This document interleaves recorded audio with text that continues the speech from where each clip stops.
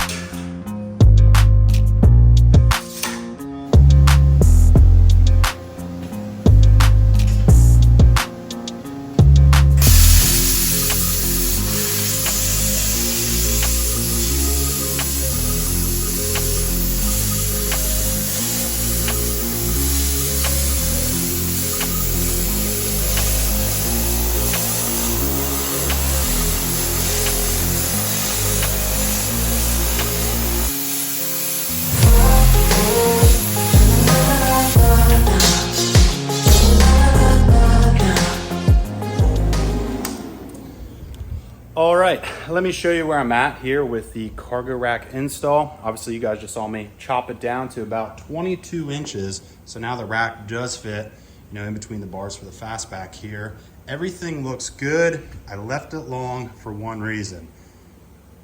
I can't live with that gap. So knowing this before I built it, I had the idea that I want this to actually contour and flow with the harness bar because I knew there was gonna be this weird space that I don't like. So I think if I just go ahead and take a little bit of time here, I'm pretty sure I can figure out the geography of how I need that bend to be. It's like 2.5 inches back. So if I can go ahead and form that to the seat, I think the end result is gonna be that much nicer. Yeah, I could leave it straight, running out of time, it'd probably be easier, but part of being a fabricator is challenging yourself and trying to do better with each project. So also went ahead and figured out exactly where I want this to be cut off to follow the cage. 3 options here. We can run about 1 inch off, 1/2 inch, or right along the top. I like all of them, so I'll probably just go ahead and split it in the middle, chop it down the center line here. If I don't like it, I always can move in 1. So that's the plan for that. But up first, we need to go ahead, notch the back of this so we can get it slid the whole way forward. I'm gonna rip that off and we'll keep on working.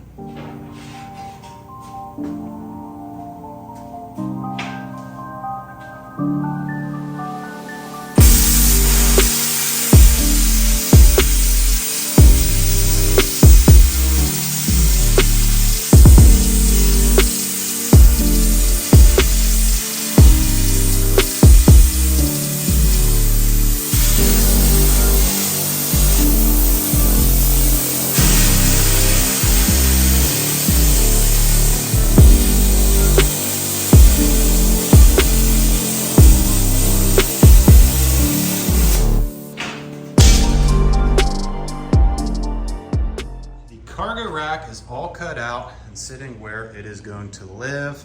Did a pretty good job of getting everything cut out to follow the lines here. There's a weird flat spot on the seat, so I wanted to mimic that, and then it makes the bend. So that's all filled in nice. Turned out pretty good. This line follows the cage pretty darn nice. And looking at from here from the side, see this area sticks up a little bit. That's because the shock tower crossover tube is a little bit higher than the rest of the cage. So we're gonna go ahead and use Motobilt's quick tabs to mount this thing. And we'll just have to take into consideration, we'll raise these mounts up a little bit. And when I put 2 here, we might have to add just a small aluminum spacer to even this thing out. But overall, super happy with it so far. I'm gonna rip that plate off, mark out where I want all these tabs put down, and we'll get to welding.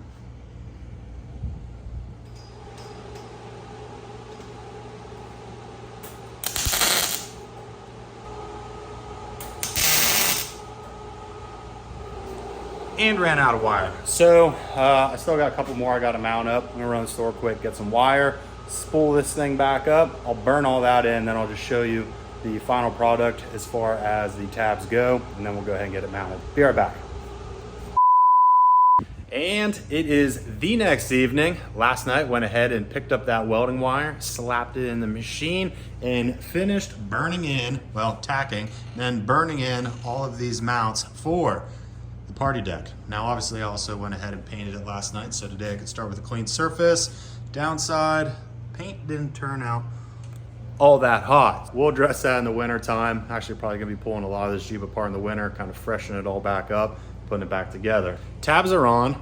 Party deck pretty much completed.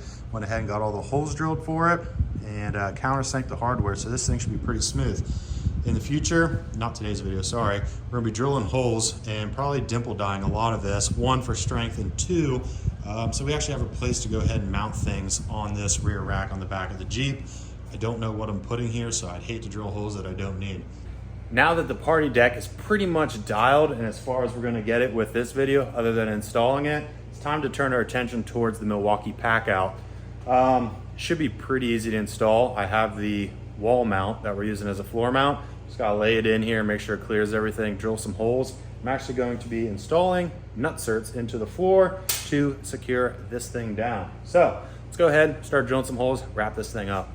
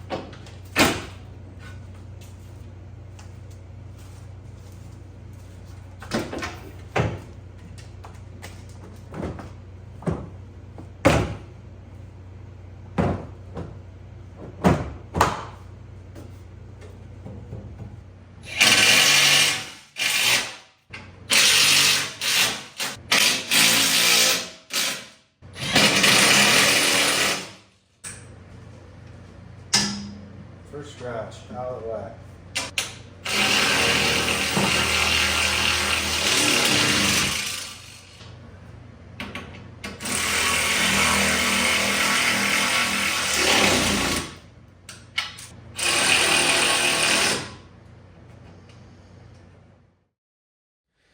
All right, boys. Well, I think that is going to wrap this project up. So we knocked out the cargo rack. We knocked out the pack out stuff.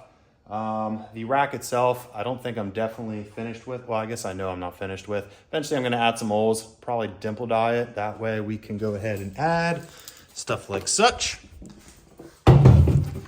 Up top here, place to keep my cooler, whatever odds and ends I need, but we need a way to secure it down. So we need some type of, fastener area, whether it be holes or some type of track work.